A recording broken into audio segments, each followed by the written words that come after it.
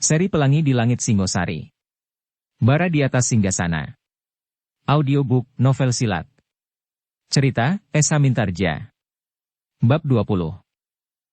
Mahisa Agni menarik nafas dalam-dalam ketika ia melihat padang yang luas terbentang di hadapannya. Sekilas ia pun teringat kepada seorang yang disebut hantu karautan. Di masa mudanya padang ini sama sekali tidak aman. Karena hampir setiap orang yang berjalan di padang ini selalu diganggunya. Hanya kelompok-kelompok sajalah yang dilepaskannya. Bahkan kelompok kecil pun kadang-kadang telah dicerai-beraikannya dengan kemampuan alamiah yang luar biasa. Padang ini kini menjadi aman, desis Mahisa Agni di dalam hatinya. Karena hantu yang tinggal di padang ini telah berpindah ke istana. Mahisa Agni menarik nafas dalam-dalam. Bagi Singasari Ken Arok adalah hantu yang memuakan sekaligus dewa penyelamat dan pemelihara, bahkan pencipta. Tanpa disadarinya Mahisa Agni meraba lambungnya. Pusaka kecil yang berbentuk trisula dan berwarna kekuning-kuningan itu membuatnya tenang. Aku tidak akan berbuat apa-apa. Anusapati pun aku larang berbuat sesuatu yang dapat mengeruhkan kerajaan Singasari. Anusapati hanya harus berjuang agar kedudukannya sebagai putra mahkota itu tidak goyah dan tidak terdesak karena 1000 macam alasan. Kuda-kuda itu pun berpacu semakin lama menjadi semakin cepat.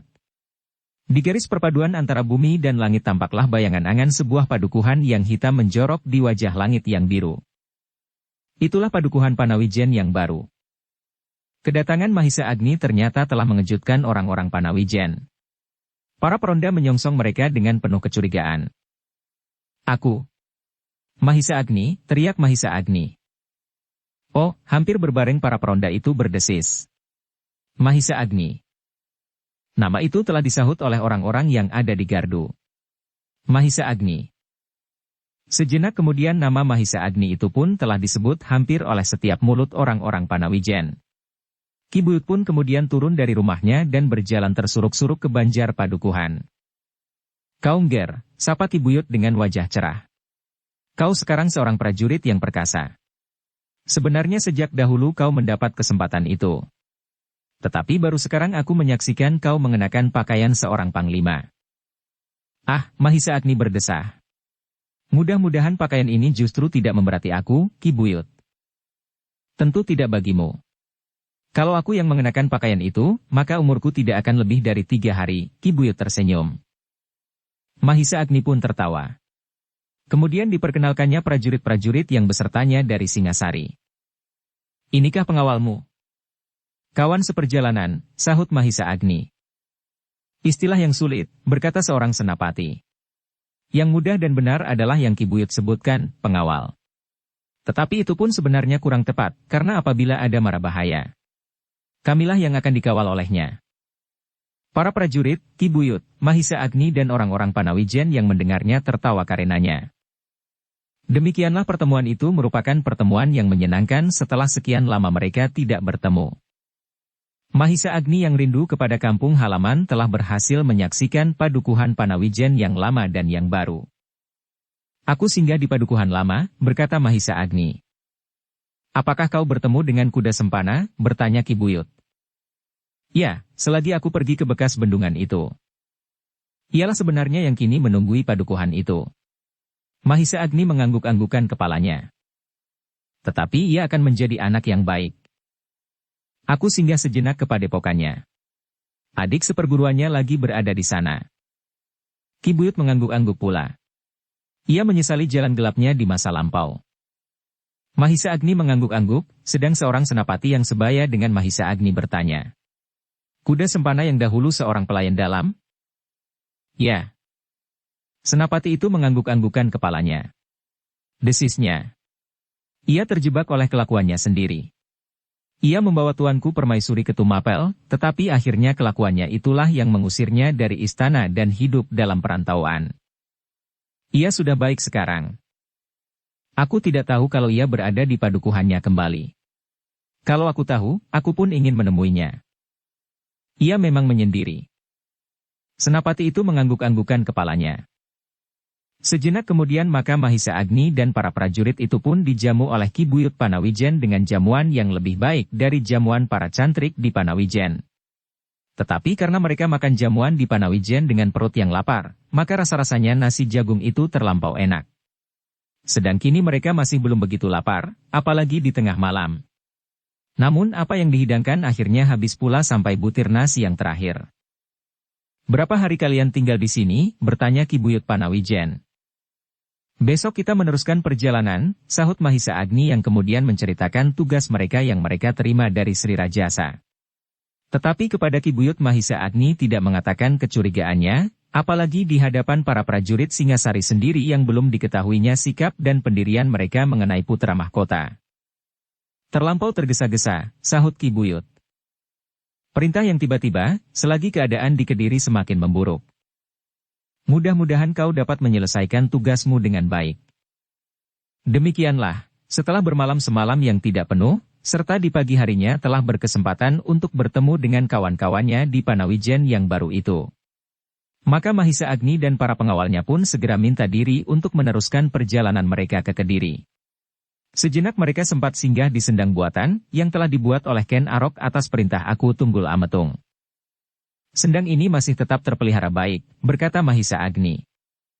Para pengawalnya mengangguk-anggukan kepalanya. "Ada beberapa orang hamba istana yang khusus dituakan di sini," berkata Mahisa Agni selanjutnya.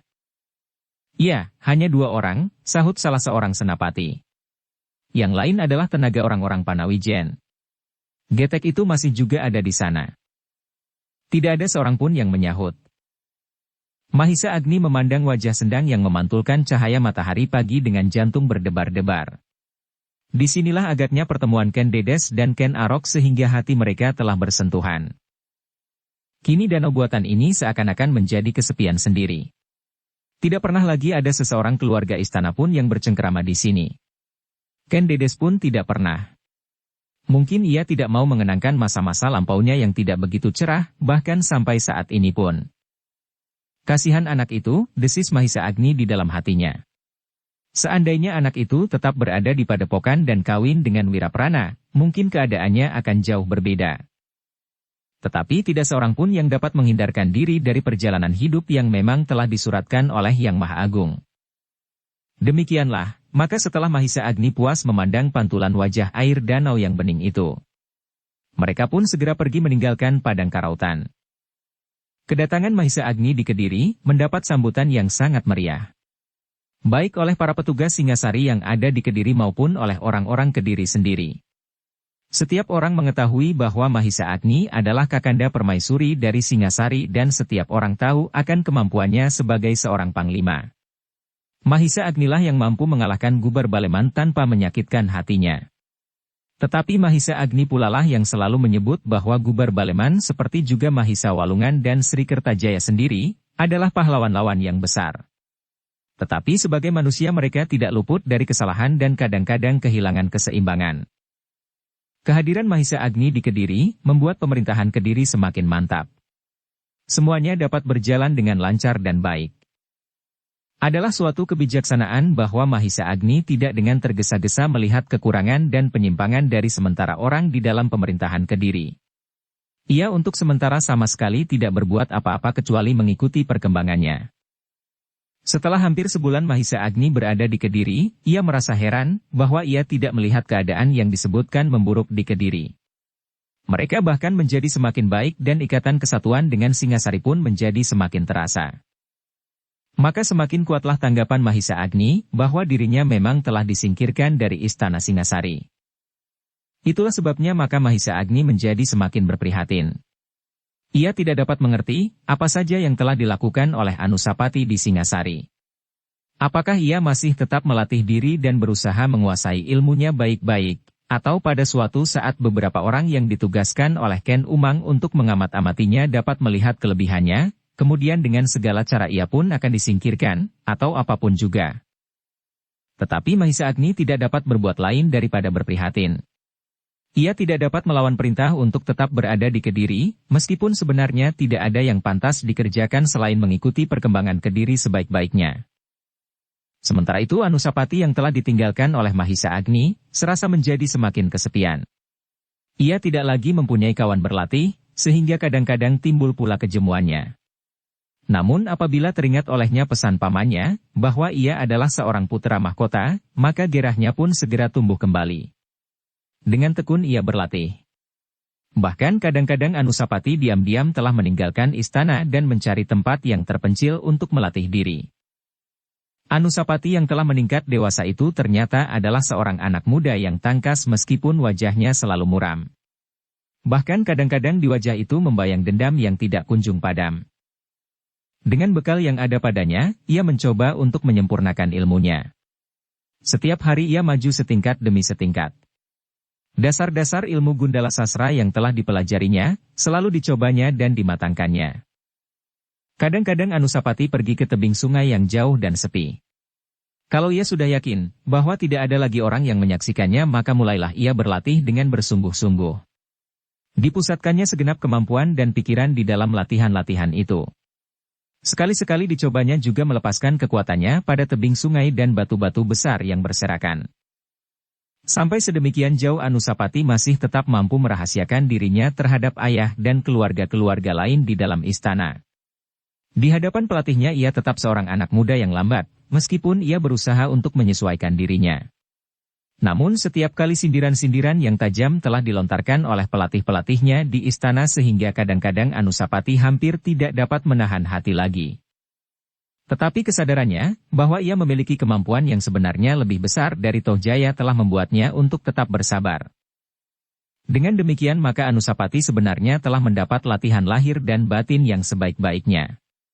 Usahanya untuk mengekang diri itu adalah suatu latihan yang sangat berharga baginya meskipun pada suatu saat Anusapati sampai juga pada batas yang tidak dapat dilampauinya.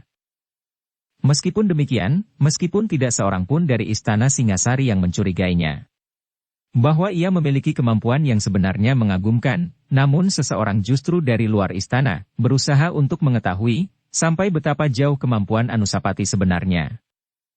Itulah sebabnya, di luar pengetahuan Anusapati sendiri, orang itu selalu berusaha untuk dapat menjumpainya. Dengan pengamatan yang cermat akhirnya orang itu dapat mengetahui bahwa setiap kali putra mahkota itu dengan menyamar diri, keluar dari istana lewat regol-regol butulan, atau bahkan kadang-kadang memanjat dinding. Dengan pakaian seorang gembala ia pergi ke pinggir sungai dan di dalam kesepian ia melatih diri menyempurnakan ilmunya, Gundala Sasra. Gemuruh bunyi tebing itulah yang memperkenalkannya dengan putra mahkota itu. Semula ia menyangka bahwa seseorang dari suatu perguruan yang tersembunyi telah mencoba memperbandingkan ilmunya dengan ilmu-ilmu yang telah dikenal. Tetapi setelah dengan tekun diikutinya, maka segera ia pun mengenal ciri ilmu itu. Gundala Sasra. Inilah putaran mahkota, murid Mahisa Agni itu, katanya di dalam hati. Sejak itu maka ia pun selalu mengikuti latihan-latihan Anusapati tanpa diketahui oleh anak muda itu.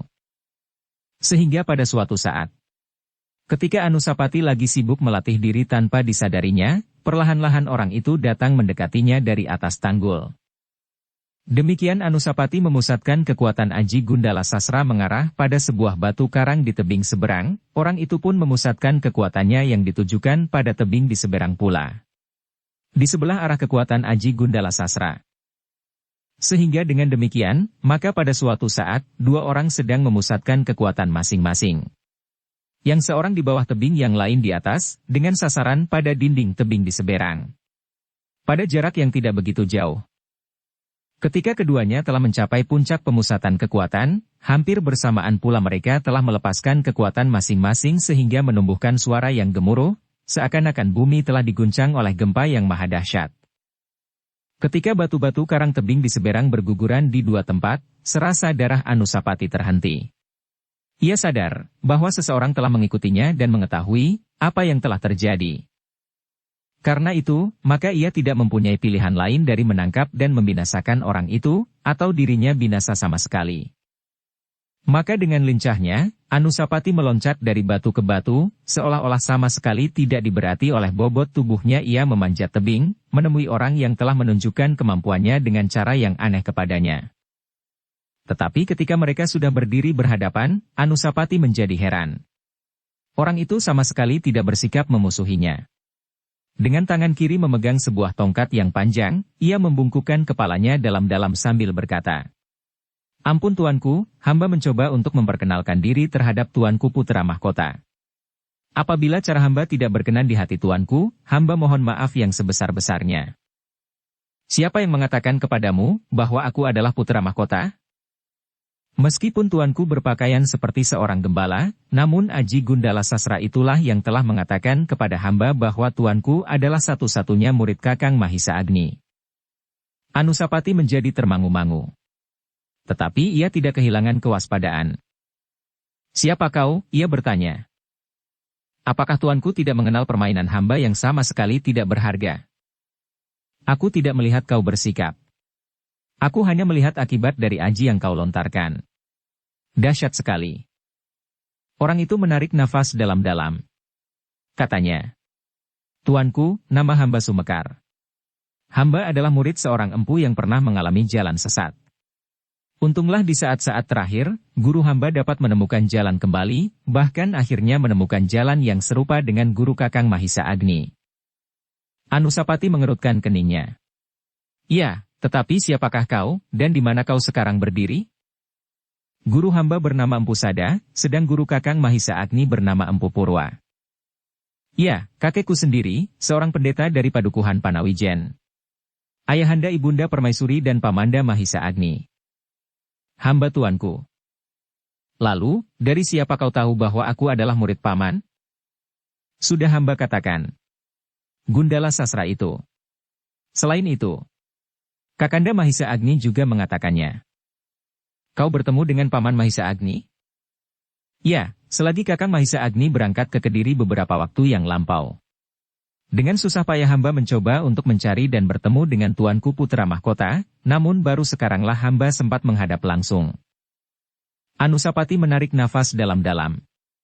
Tetapi ia adalah orang yang cukup berhati-hati, sehingga ia tidak begitu mudah untuk percaya begitu saja. Tuanku, berkata orang itu. Kakang Mahisa Agni berkata kepada hamba, bahwa tuanku selalu kesepian karena tiada kawan. Anusapati mengangguk-anggukan kepalanya. Ia menjadi semakin percaya, bahwa orang yang berdiri di hadapannya itu memang benar-benar telah bertemu dengan pamannya Mahisa Agni. Karena itulah tuanku, berkata Sumekar seterusnya. Hamba telah membuang sebagian dari waktu hamba untuk mencari kesempatan menghadap tuanku. Kalau berkenan di hati tuanku, hamba akan bersedia menjadi seorang pelayan bagi tuanku. Mungkin hamba dapat sekedar mengisi kekosongan waktu tuanku, di dalam atau di luar istana. Anusapati mengangguk-anggukan kepalanya. Katanya, aku senang sekali mendapatkan seorang kawan. Sumekar. Bukankah namamu Sumekar? Hamba tuanku. Tetapi Paman Sumekar, aku tidak akan dapat membawa Paman Sumekar masuk ke istana. Meskipun aku seorang putra mahkota, tetapi selagi aku masih dalam keadaan seperti sekarang, aku sama sekali tidak mempunyai kekuasaan apapun. Sumekar menganggukkan kepalanya. Tetapi ia berkata, ampun tuanku. Mungkin tuanku tidak mendapat kesempatan untuk membawa hamba masuk ke dalam lingkungan istana. Tetapi kalau tuanku berkenan menyampaikannya kepada Ibunda Permaisuri, barangkali Ibunda Permaisuri dapat mencari jalan. Anusapati mengangguk-anggukan kepalanya. Baru ia teringat bahwa meskipun ia sendiri tidak mempunyai kekuasaan, namun ibunya masih juga mempunyai wewenang sebagai seorang permaisuri. Baiklah. Aku akan menghadap Ibunda Permaisuri. Aku akan mohon kepada Ibunda, agar Ibunda sudi memanggil kau dan menjadikan kau seorang hamba istana. Hamba akan sangat berterima kasih, apabila hamba mendapat kesempatan. Anusapati mengangguk-anggukan kepalanya pula. Katanya, mudah-mudahan Ibunda Permaisuri tidak berkeberatan. Demikianlah, maka setelah Anusapati kembali ke istana, ia berusaha untuk dapat menghadap Ibunda Permaisuri. Tetapi untuk mendapat kesempatan yang demikian tanpa ada orang lain ternyata terlampau sulit. Ibunya selalu dikerumuni oleh para emban yang tidak dapat diketahui, apakah emban itu setia kepada Ibunda Permaisuri atau sekedar dipasang sebagai emban di dalam lingkungan bangsal Permaisuri, tetapi justru menjadi seorang pengawas. Anusapati yang telah menjadi semakin dewasa itu tidak dapat dikelabui lagi. Meskipun ibunya seorang permaisuri dan dirinya sendiri seorang putra mahkota, tetapi hidup mereka seakan-akan merupakan orang-orang tawanan yang selalu diawasi. Namun akhirnya Anusapati mendapat kesempatan itu. Ibunya yang menjadi semakin pendiam itu, kadang-kadang tanpa diketahui oleh para embannya, pergi ke dalam bilik emban tua yang sudah menjadi semakin lemah. Emban tua pemomongnya. Hanya kepada pemomongnya itu sajalah ia dapat membagi sebagian dari beban yang memberati hatinya, hanya sebagian. Namun setiap kali ia menumpahkan beban yang sebagian itu, terasa dadanya menjadi agak lapang. Anusapati pun agaknya dapat mengerti bahwa emban tua pemomong ibunya itu adalah orang yang paling dapat dipercaya. Karena itu maka ia telah berusaha untuk mendapat kesempatan itu, selagi Ibunda Permaisuri berada di bilik emban tua itu. "Siapakah orang itu?" bertanya Ken Dedes. "Hamba baru mengenalnya. Namun setiap kali hamba berusaha menjumpainya di luar istana." "Kau sering pergi keluar istana?" "Hamba Ibunda. Tetapi hanya kadang-kadang saja. Hamba ingin melihat keramaian di luar istana. Setiap kali ayahanda pergi keluar, berkeliling negeri atau pergi berburu, hamba tidak pernah dibawa serta seperti Adinda Tohjaya. Itulah sebabnya hamba kadang-kadang pergi sendiri." "Ah, jangan mengiri anakku. Itu adalah sifat yang kurang baik." "Tidak, Ibu. Hamba sama sekali-sekali tidak beriri hati. Hamba hanya ingin mengatakan alasan hamba, kenapa hamba sering diam-diam pergi keluar istana." "Lalu apakah gunanya kau membawa orang itu?" "Bukan apa-apa Bunda. Tetapi hamba merasa bahwa orang itu adalah orang yang baik. Orang yang dapat dibawa berbincang mengenai beberapa hal.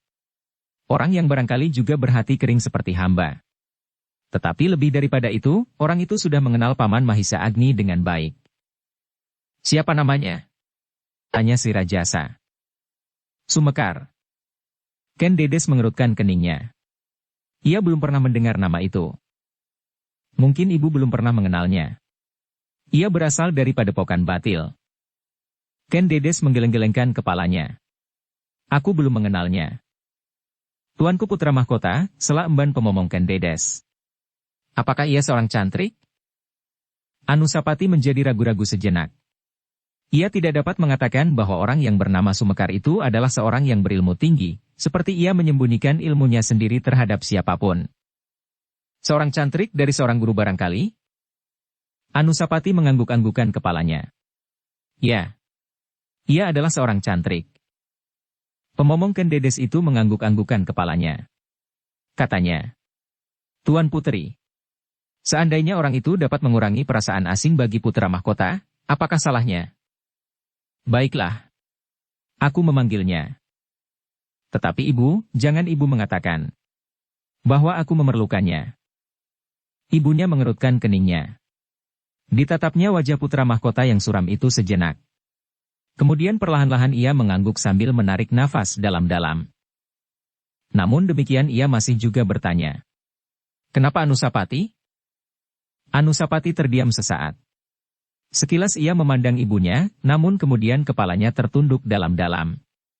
"Tidak ada seorang pun yang boleh dekat dengan hamba." "Anusapati," potong ibunya. "Hamba merasakan hal itu. Bahkan hamba merasa sebagai orang asing di dalam istana ini. Janganlah seorang putra mahkota yang kelak akan menggantikan kedudukan seorang raja, sedangkan dengan seorang hamba sahaya yang paling rendah pun hamba merasa lebih tersisih." "Jangan berkata begitu Anusapati. Kau adalah anakku. Putra seorang permaisuri." "Ya Bunda. Tetapi di luar bilik ini, di luar bilik bangsal ibunda, aku sama sekali tidak diacuhkan lagi. Bukan saja oleh ayahanda Sri Rajasa, tetapi para prajurit yang melihat hamba pun memalingkan wajahnya." "Anakku," terasa mata Ken Dedes menjadi panas. "Kau terlampau perasa. Tidak ada suatu niat pun untuk memperlakukan kau demikian dari siapapun juga. Setiap orang berkata begitu kepadaku. Paman Mahisa Agni, Bibi Emban dan Ibunda Permaisuri. Tetapi hamba mempunyai perasaan itu." Ken Dedes tidak dapat menjawab lagi. Titik air matanya mulai membasahi pelupuknya. "Maaf Ibu," desis Anusapati. "Hamba tidak bermaksud untuk menyusahkan hati Ibunda." Ken Dedes menggelengkan kepalanya. "Tidak Anusapati. Kau tidak bersalah. Karena itu, hamba akan sangat berterima kasih kalau orang itu dapat menjadi hamba di dalam istana ini. Hamba akan mendapatkan seorang kawan sebagai pengganti Paman Mahisa Agni yang sudah disisihkan." "Disisihkan?" Apa maksudmu Anusapati? Potong ibunya. Bukan, bukan. Maksudku yang kini sudah tidak berada di istana ini lagi. Ken Dedes mengangguk-anggukan kepalanya. Namun ia masih berpikir, alasan apakah yang akan dipergunakan untuk memanggil orang yang bernama Sumekar itu. Apakah tuanku akan memanggilnya? Bertanya pemomongnya. Ya Bibi. Tetapi apakah alasanku? Hambalah yang memohon kepada tuanku. Hamba akan menyebutnya sebagai anak. Hamba memohon pekerjaan bagi anak hamba di dalam istana. Mungkin sebagai juru taman atau juru pangangsu. Ken Dedes mengangguk-anggukan kepalanya. Baiklah. Besok aku akan memanggilnya, karena permohonanmu. Demikianlah maka Sumekar yang diaku sebagai anak laki-laki pemomongnya akhirnya menjadi hamba istana di Singasari. Setiap orang menganggapnya, bahwa ia adalah anak pemomong Ken Dedes yang tua itu. Kau harus melatih dirimu mencintai tanaman, berkata juru taman yang sudah berambut putih kepada Sumekar yang kemudian menjadi juru taman pula. Ya Paman. Pada dasarnya aku memang mencintai tanaman. Di rumah aku menanam pepohonan. Pohon apa? Melinjo dan wuni. Bodoh kau. Di sini yang ditanam adalah pohon bunga-bungaan seperti ini. Ya. Ya. Belajarlah mengenal setiap jenis pohon bunga ini. Kau harus mengenal tabiat dan watak masing-masing. Supaya kau tidak salah mengasuhnya. Ada jenis yang gemar air. Kau harus menyiramnya pagi dan sore, sebanyak-banyaknya. Tetapi ada yang tidak begitu memerlukannya, meskipun seandainya kau siram pun tidak apa-apa. Tetapi ada yang memang tidak berani tergenang air sama sekali. Sumekar mengangguk-anggukan kepalanya. Jawabnya. Aku akan belajar. Jangan kau pelajari. Tetapi kau harus mengenal seperti kau mengenal istrimu. Kau tidak dapat belajar beristri. Kalau kau tidak dapat mengenal sifat dan tabiatnya, orang itu berhenti sejenak. Heh, apakah kau sudah beristri? Sudah Paman.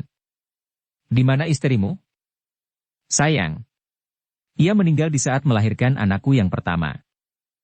Anakmu? Juga meninggal. Kasihan kau. Bukan maksudku untuk mempercakapkan seorang istri. Tetapi baiklah. Belajarlah mengenal tanaman, maksudku, kenalilah tanaman-tanaman ini baik-baik. Aku akan memberimu petunjuk-petunjuk. Aku sudah terlampau tua. Sedang seorang kawanku, seorang yang terlampau gemuk itu malasnya bukan main. Ia lebih senang tidur mendengkur di bawah pohon sawo beludu itu daripada bekerja. Aku akan bekerja sebaik-baiknya. Tetapi apakah keluarga Sri Rajasa? Hus, sebut tuanku Sri Rajasa. Ya, maksudku apakah keluarga tuanku Sri Rajasa sering bercengkerama ke taman ini? Kadang-kadang taman ini adalah taman istana dalam. Taman ini daerah cengkerama tuanku Permaisuri. Sedang taman yang di sebelah dinding adalah taman istri tuanku Sri Rajasa yang muda. Tuan Putri Ken Umang. Sumekar mengangguk-anggukan kepalanya. Sedikit demi sedikit ia mencoba mengenal isi istana Singasari. Dia matinya setiap lorong, setiap longkangan, setiap regol dan bangsal. Dan akhirnya ia tahu pula, bangsal tempat tinggal Permaisuri dan bangsal tempat putra mahkota di Kasatrian. Baik Sumekar maupun Anusapati berusaha untuk membatasi hubungan mereka, agar orang-orang lain tidak mengetahuinya, bahwa mereka selalu bertemu dalam kesempatan-kesempatan yang ada. Bahkan setelah beberapa lama berada di istana Sumekar dan Anusapati mulai mencari kesempatan untuk berlatih bersama. Ternyata bahwa kesempatan yang terbaik bagi mereka adalah malam hari. Dengan diam-diam mereka berdua mencari kesempatan untuk meninggalkan istana, pergi ke lereng atau ke tebing sungai yang cukup jauh. Di hari-hari pertama ternyata Anusapati dapat lebih lancar mengikuti tata gerak Sumekar, karena Mahisa Agni sudah memperkenalkan beberapa unsur gerak yang didapatkannya daripada Empu Sada. Namun setelah mereka berhari-hari berlatih bersama, maka semuanya berjalan dengan baik. Anusapati menjadi agak gembira setelah ia mendapatkan seorang kawan yang meskipun sudah lebih tua daripadanya. Tetapi Sumekar berusaha untuk berbuat sebaik-baiknya. Semakin lama ia berada di istana, maka ia pun semakin melihat kepincangan sikap Sri Rajasa terhadap putra-putranya, meskipun ia jarang-jarang melihat hubungan itu secara langsung. Kasihan, katanya. Seperti kata Kakang Mahisa Agni. Karena itu maka Sumekar pun berusaha untuk dapat mengisi kekosongan hati putra mahkota. Karena tidak ada cara lain yang dapat dipergunakan dan sesuai dengan keadaan masing-masing. Maka yang mereka lakukan adalah berlatih dan berlatih terus. Sekali-sekali di dalam suatu kesempatan, Sumekar pun berusaha memperluas pengetahuan putra mahkota dengan berbagai cerita tentang masa-masa silam, cerita-cerita yang pernah didengarnya dari Mahabharata dan Ramayana. Bukankah di istana ada perbendaharaan kitab-kitab kakawin dan kidung-kidung, bertanya Sumekar. Tentu ada. Tetapi aku tidak pernah mendapat kesempatan. Kalau hamba mendapat kesempatan pulang ke padepokan, hamba akan mengambilnya. Hamba mempunyai beberapa kitab yang dapat dipelajari. Aku akan senang sekali paman. Maka pada suatu saat, juru taman yang bernama Sumekar itu mohon izin untuk 2-3 hari pulang ke padepokannya, untuk menengok keluarganya yang ditinggalkannya. Demikianlah. Maka ketika ia kembali, dibawanya beberapa buah lontar yang berisikan berbagai-bagai macam cerita yang bagi Anusapati merupakan suatu kesibukan baru. Dengan tekun ia membaca berbagai macam cerita yang mengandung nasihat dan petunjuk-petunjuk yang sangat berharga bagi dirinya. Dalam pada itu, tanpa diminta, kuda sempana telah pergi menghubungi Mahisa Agni di Kediri. Kepadanya diceritakan bahwa Sumekar telah berhasil mengabdi di Istana Singasari. Terima kasih, berkata Mahisa Agni. Mudah-mudahan kehadirannya di istana dapat menambah gairah menghadapi masa depan bagi Anusapati. Ya. Agaknya Sumekar dapat menyesuaikan dirinya. Dengan demikian maka kuda sempana dengan sukarela telah menempatkan dirinya sebagai penghubung antara Anusapati dan Mahisa Agni. Lewat Sumekar ia mendengar banyak hal tentang putra mahkota itu, kemudian berita-berita itu dibawanya ke Kediri.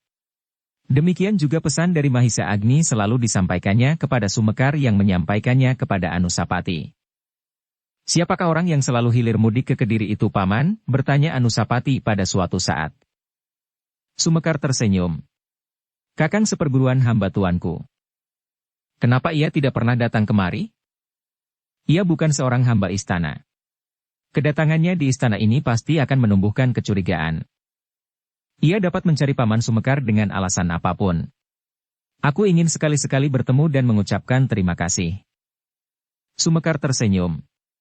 Orang itu seorang pemalu, ketika Sumekar menyampaikannya kepada kuda sempana, maka kuda sempana hanya dapat mengangguk-anggukan kepalanya. Ia memang tidak mau datang ke Istana Singasari yang merupakan perluasan saja dari Istana Tumapel. Ia tidak mau lagi mengenang semua masa lampaunya yang buram itu. Anusapati adalah putra Kendedes, katanya di dalam hati. Itulah yang menahannya, kenapa ia tidak mau menemuinya. Ia akan melenyapkan segala kenangan atas hubungannya yang pincang dengan seorang gadis Panawijen. Mahisa Agni memang seorang yang cakap menguasai dirinya sendiri. Kalau tidak, aku pasti sudah dibunuhnya.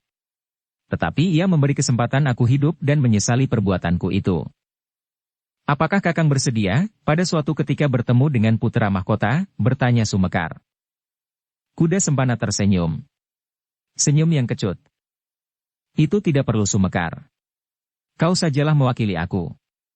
Sama saja bagi putra mahkota. Sumekar mengangguk-anggukan kepalanya. Ia tidak tahu pasti apa yang terbersit di dalam dada kuda sempana. Namun dahulu, beberapa tahun telah lampau, ia memang pernah mendengar bahwa kuda sempana telah melarikan diri dari Istana Tumapel, dan kemudian bertualang tidak menentu, bersama gurunya yang masih menempuh jalan yang salah.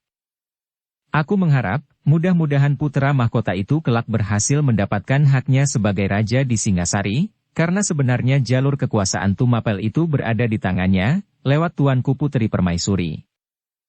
Sumekar masih mengangguk-anggukan kepalanya. Namun demikian ia menjadi semakin gamblang, bahwa sebenarnya lah Anusapati memang berhak atas tahta Singasari. Namun dengan demikian, semakin jelas pula bagi Sumekar, bahwa memang ada orang-orang yang tidak menginginkan Anusapati berhasil menduduki tahta yang memang menjadi haknya. Bantulah anak itu, desis kuda sempana. Aku sudah tidak akan mendapat kesempatan lagi. Kalau mendengar namaku, maka Kendedes pasti masih akan teringat apa yang telah terjadi. Dan agaknya ia tidak keliru, kalau ia menganggap bahwa akulah yang telah menjerumuskannya ke dalam keadaannya yang serba sulit sekarang ini. Demikianlah, maka sejauh dapat dilakukan, Sumekar telah berusaha membantu Anusapati. Embannya yang telah mendapat kepercayaan pula dari Anusapati pun akhirnya mengetahui pula bahwa kehadiran Sumekar di istana seakan-akan telah menggantikan kedudukan Mahisa Agni bagi Anusapati. Meskipun keadaan mereka jauh berbeda. Mahisa Agni adalah kakanda tuanku Permaisuri, sedang Sumekar adalah seorang juru taman. Namun dengan demikian, maka kecurigaan orang terhadap Sumekar dapat dibatasi sekecil-kecilnya. Meskipun Sumekar tidak dapat berbuat sejauh Mahisa Agni di dalam olah kanuragan, namun kehadirannya banyak sekali memberikan manfaat bagi Anusapati.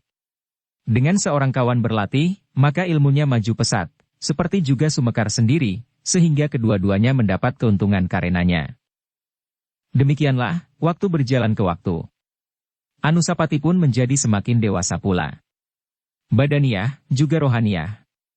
Kitab-kitab yang dibacanya banyak memberinya kekayaan batin yang sangat berguna baginya sebagai seorang putra mahkota. Namun bukan saja Anusapati yang berkembang. Tohjaya pun berkembang pula menjadi seorang anak muda yang tegap dan tampan. Dengan penuh gairah ia pun mempelajari tata perkelahian, olah kanuragan dan keprajuritan.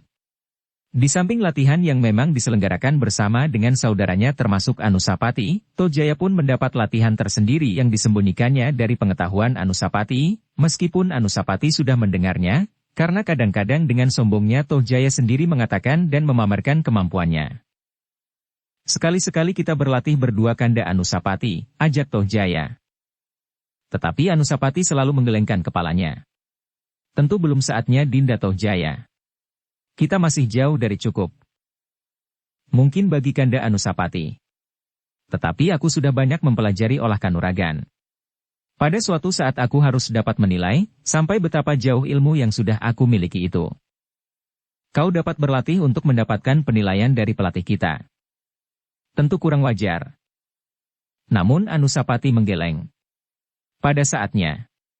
Apabila para pelatih memandang sudah sampai saatnya, apa boleh buat? Tetapi sebelum itu, lebih baik tidak. Kadang-kadang terasa darah Anusapati menjadi panas, apabila kemudian ia mendengar Tohjaya tertawa berkepanjangan. Bahkan kadang-kadang anak muda itu berkata, "Bukankah kanda Anusapati seorang putra mahkota?" Anusapati mengerutkan keningnya. Putra mahkota harus mempunyai banyak kelebihan. Mudah-mudahan pada saatnya aku juga mempunyai kelebihan. Bagaimana mungkin? Kanda Anusapati terlampau lembut seperti perempuan. Apakah itu jelek? Baik, tentu baik. Tetapi baik bagi seorang ibu, bukan bagi seorang putra mahkota. Anusapati tidak menjawab. Kadang-kadang tumbuh juga keinginannya untuk membuat Tohjaya menjadi jera. Namun dengan demikian, usahanya untuk mempertahankan kedudukannya sebagai putra mahkota pasti akan mengalami rintangan yang lebih banyak lagi. Karena itu, maka ia masih harus menahan hati setiap kali Tohjaya menantangnya untuk berlatih dalam suatu arena. Tetapi Tohjaya tidak kurang akal. Pada suatu saat ia berkata kepada ibunya, "Bunda, pada suatu kali aku akan menunjukkan kepada kanda Anusapati, bahwa sebenarnya ia tidak berhak untuk menjadi raja, karena ia tidak memiliki kelebihan apa-apa." Ken Umang tersenyum. "Kalau kau mendapat kesempatan, apa salahnya? Aku akan menantangnya untuk berlatih di arena." Disaksikan oleh para pelatih dan para pemimpin prajurit Singasari. "Apakah kau yakin bahwa kau akan menang?" "Tentu ibu." Setiap pelatih akan berkata begitu. Ibunya mengangguk-anggukan kepalanya. "Suatu usul yang baik. Kalau kau menang, maka nama Anusapati akan menjadi semakin hancur di mata para prajurit dan rakyat Singasari. Aku akan mengatakan kepada ayahanda, agar ayahanda memerintahkan kepada para pelatih untuk memaksakan latihan serupa itu." Seperti biasanya, setiap usul Tohjaya selalu mendapat persetujuan dari ayahanda, meskipun kadang-kadang Tohjaya tidak berkata sebenarnya. Kakanda Anusapati memerlukan latihan serupa itu. Tetapi kalau kandamu kau kalahkan, ia akan menderita malu di hadapan orang banyak. Karena itu, kau pun harus dapat berusaha menyesuaikan dirimu. Tentu ayahanda. Aku tentu tidak akan membuat kanda Anusapati menjadi malu. Seandainya aku mempunyai kelebihan, maka aku tidak perlu menunjukkan kelebihan itu di arena. Namun latihan semacam itu memang perlu diadakan sebagai suatu dorongan kepada kami, agar kami benar-benar berlatih. Dengan latihan di arena dan disaksikan oleh banyak orang, kami merasa mendapat pengawasan.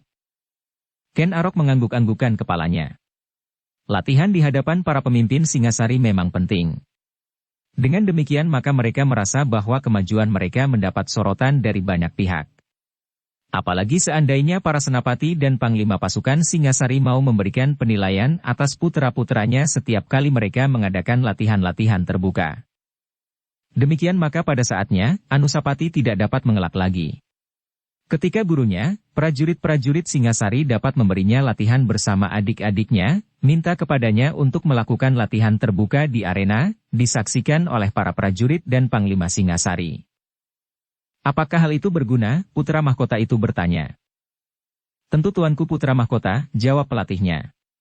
Kalau tidak, maka ayahanda tuanku Sri Rajasa tidak akan memerintahkan latihan terbuka itu.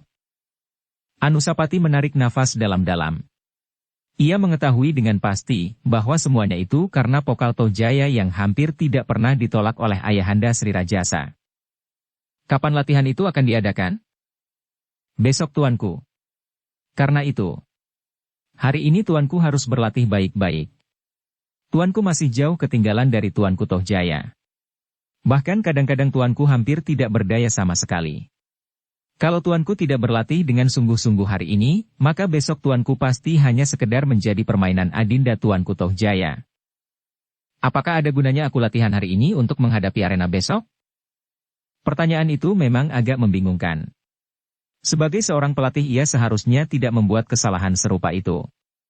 Sudah tentu bahwa waktu yang tinggal sehari ini tidak akan banyak memberikan perubahan imbangan dari keduanya. Meskipun demikian prajurit itu berkata, apapun yang akan terjadi, tetapi tuanku sudah berusaha. Kalau hamba boleh berkata dengan jujur tuanku, jangankan sehari, setahun pun latihan itu tidak akan banyak bermanfaat bagi tuanku. Darah Anusapati tersirap. Tetapi ia selalu mengekang diri seperti biasa. Katanya, kenapa? Agaknya aku memang tidak berbakat. Bukan tidak berbakat tuanku. Tetapi tuanku sama sekali tidak mempunyai kebenaran untuk berbuat sesuatu. Nah, latihan terbuka ini pasti akan mendorong tuanku untuk maju, meskipun hasilnya hampir tidak dapat diharapkan sama sekali. Kalau saja Anusapati tidak dalam kedudukan yang sulit di dalam istana ini, maka prajurit itu pasti sudah dipatahkan lehernya. Nah, marilah, hamba akan mencoba membimbing tuanku, sekedar mengurangi kesulitan di arena besok. Anusapati tidak membantah. Diikutinya pelatihnya yang membawanya ke tempat terbuka. Tempat yang biasa dipergunakannya untuk berlatih. Marilah tuanku, berkata pelatihnya. Peluh dingin mengalir di seluruh tubuh Anusapati, karena ia menahan gejolak perasaannya. Namun ia harus melakukannya meskipun ia sadar, bahwa Tohjaya dan beberapa orang adik dan prajurit menontonnya. Jangan hiraukan mereka, berkata pelatihnya. Tuanku harus mencoba untuk memusatkan pikiran dan perhatian. Mungkin itulah sebabnya tuanku tidak dapat maju, karena tuanku selalu memperhatikan keadaan di sekitar tuanku. Anusapati hanya dapat menarik nafas dalam-dalam. Nah, marilah kita mulai. Anusapati tidak dapat mengelak. Ia harus tunduk kepada pelatih yang telah ditunjuk oleh ayahanda Sri Rajasa. Tetapi ia tertegun sejenak, ketika dari sebuah regol di dinding taman ia melihat dua orang juru taman berjongkok untuk menyaksikan latihan itu. Anusapati menarik nafas dalam-dalam. Yang seorang dari kedua juru taman itu adalah Sumekar. Latihan apakah yang akan mereka lakukan? Sumekar bertanya kepada juru taman yang telah lebih tua daripadanya itu. Putra mahkota memang selalu berlatih di tempat itu bersama adinda tuanku Tohjaya. Kenapa biasanya aku tidak pernah melihatnya? Biasanya dilakukan pada malam hari. Dan kadang-kadang pula di siang hari. Mungkin kau tidak tertarik pada latihan-latihan semacam ini. Sehingga kau tidak pernah memperhatikannya. Pintu regol ini jarang-jarang terbuka. Juru taman yang tua itu mengangguk. Ya. Pintu regol ini jarang-jarang terbuka. Anusapati yang melihat Sumekar berjongkok di depan pintu regol mengangguk kecil. Tetapi ia tidak mau menumbuhkan kecurigaan apapun juga. Karena itu ia pun kemudian tidak mempedulikannya lagi. Sejenak kemudian maka latihan-latihan itu pun segera dimulai. Anusapati harus menirukan beberapa unsur gerak yang sulit. Bukan main, desis Sumekar. Apa yang bukan main? Bertanya kawannya. Ya. Aku akan belajar. Putra mahkota itu. Ia dapat berbuat apa saja seperti yang dikehendaki oleh pelatihnya. Kau belum pernah melihat orang berkelahi? Sumekar mengerutkan keningnya. Sekali-sekali di padepokan. Kalau kau melihat Adinda Tuanku Tohjaya kau akan menjadi pingsan. Kenapa? Memang Adinda putra mahkota tampaknya lebih maju dari putra mahkota sendiri. Apakah kau sering melihatnya? Dan apakah kau dapat menilai perkelahian atau ilmu berkelahi itu? Juru taman yang sudah agak tua itu tertawa. Dipandanginya wajah Sumekar yang berkerut-merut, dan bahkan kemudian menjadi keheran-heranan. Orang tidak terlalu dapat melakukan sendiri, tetapi karena aku sering melihatnya, aku memang dapat sedikit-sedikit menilai perkelahian dan ilmu tata bela diri. Yang jarang sekali orang yang menyebutnya dengan ilmu berkelahi, katanya. Sumekar mengangguk-anggukan kepalanya. Begitulah, katanya. Apa? Itu, ilmu bela diri. Kawannya masih juga tertawa. Katanya kemudian. Sebenarnya kasihan juga putra mahkota itu. Ia menjadi jauh ketinggalan dari adindanya. Tohjaya. Apakah putra mahkota itu terlampau bodoh? Hus. Jangan menyebutnya bodoh. Kau dapat dihukum, orang itu berhenti sejenak. Lalu. Tetapi itu seharusnya. Kenapa seharusnya? Hampir tidak ada orang yang mempedulikan lagi kepada tuanku putra mahkota.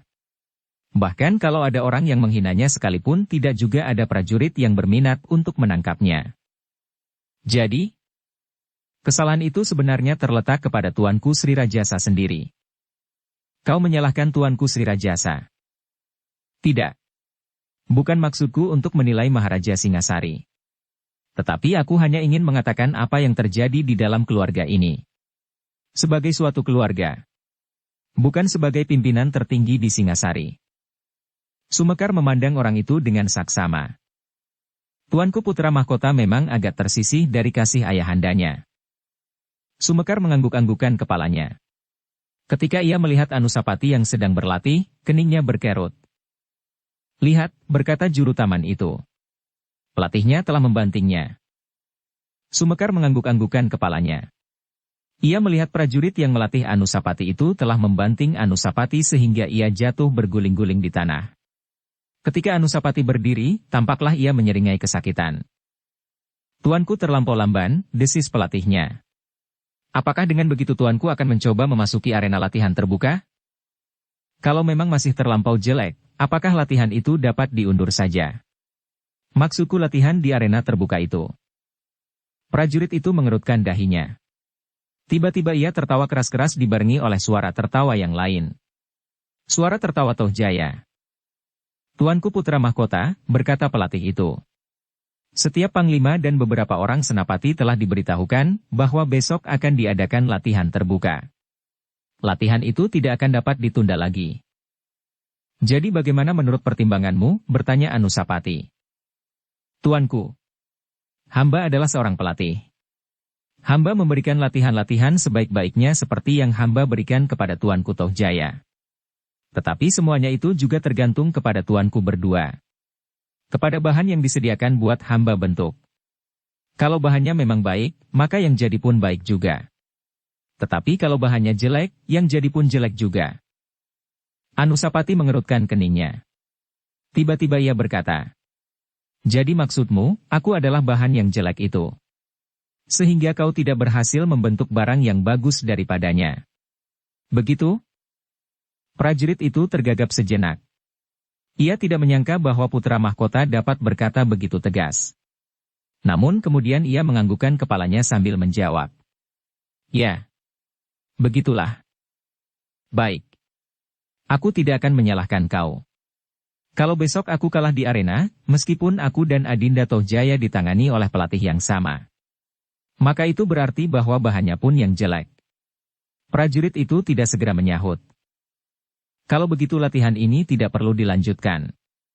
Betapa kau bekerja keras, namun bahannya memang tidak akan dapat dibentuk. Maksud tuanku. Kita berhenti sampai di sini. Oh, begitu, berkata pelatihnya. Di dalam hal ini hambalah pelatihnya. Bukan tuanku. Dan tuanku adalah anak latih hamba, yang sudah dipercayakan oleh tuanku Sri Rajasa. Tuanku tidak dapat memutuskan apakah latihan ini akan berakhir sekarang atau nanti. Itu tergantung kepada hamba. Anusapati menarik nafas dalam-dalam. Pelatih ini memang selalu menyakiti hatinya. Kalau saja ia tidak menyadari keadaannya, maka mulut pelatihnya itu pasti sudah ditamparnya. Kita masih akan berlatih terus, berkata prajurit itu. Anusapati tidak menjawab. Demikianlah maka beberapa kali Anusapati telah dilemparkan dan dibantingnya. Sekali-sekali diajarnya juga Anusapati mengelak dan menangkis serangan angan yang berat. Kemudian dipersilahkannya Anusapati melakukannya. Ia sendirilah yang menyerang dengan kekuatan yang sebenarnya agak berkelebihan untuk suatu latihan. Bagi Anusapati serangan-serangan itu sama sekali tidak berarti apa-apa. Tetapi ia harus menunjukkan bahwa serangan itu terlampau berat baginya. Dengan demikian, maka setiap kali ia mengelak, maka tubuhnya masih juga tersentuh oleh tangan pelatihnya itu, sehingga Anusapati itu terdorong beberapa langkah. Apalagi apabila ia mencoba menangkis serangan angan itu. Maka ia pun terlempar 2-3 langkah sebelum ia terbanting jatuh. Sumekar menarik nafas dalam-dalam. Ia melihat ketidakwajaran di dalam latihan-latihan itu. Seandainya Anusapati tidak mempunyai lambaran kekuatan jasmaniah di dalam latihannya khusus, sejak Mahisa Agni masih ada, maka ia justru akan menjadi semakin lemah besok. Tetapi Sumekar tidak dapat berbuat apa-apa. Bahkan ia kemudian menganggap bahwa Anusapati pasti dapat menjaga dirinya sendiri. Putra mahkota itu pasti mengetahui pula, bahwa sebenarnya pelatihnya sedang meyakinkan, bahwa Toh Jaya besok adalah pemenang di dalam arena latihan itu. Sejenak kemudian dari belakang regol taman, Sumekar melihat Anusapati telah menjadi semakin lemah. Tertatih-tatih ia masih mencoba berdiri di hadapan pelatihnya. Kasihan tuanku putra mahkota itu, desis juru taman yang tua itu. Sumekar berpaling ke arahnya sambil bertanya. Kenapa kasihan? Kau lihat, ia menjadi demikian lemasnya setelah dibanting berulang kali oleh pelatihnya tanpa ampun. Begitulah caranya latihan ilmu bela diri? Begitulah. Tetapi agak berlebih-lebihan sedikit. Mungkin pelatih itu ingin Anusapati besok dapat mengimbangi adindanya di arena, sehingga dicobanya untuk mematangkan putra mahkota itu di dalam waktu yang singkat. Atau sekedar membuat tuanku putra mahkota besok sama sekali tidak dapat berbuat apa-apa. Kenapa? Kau lihat, bahwa tuanku Tojaya melihat latihan itu? Ya. Itu tidak adil. Jadi bagaimana? Juru taman itu menggelengkan kepalanya. Jawabnya. Aku tidak tahu. Aku bukan seseorang yang mengerti tentang ilmu bela diri. Aku hanya sering melihat. Bersambung ke bab 21. Dukung kami dengan subscribe, follow, like, komen dan share. Terima kasih.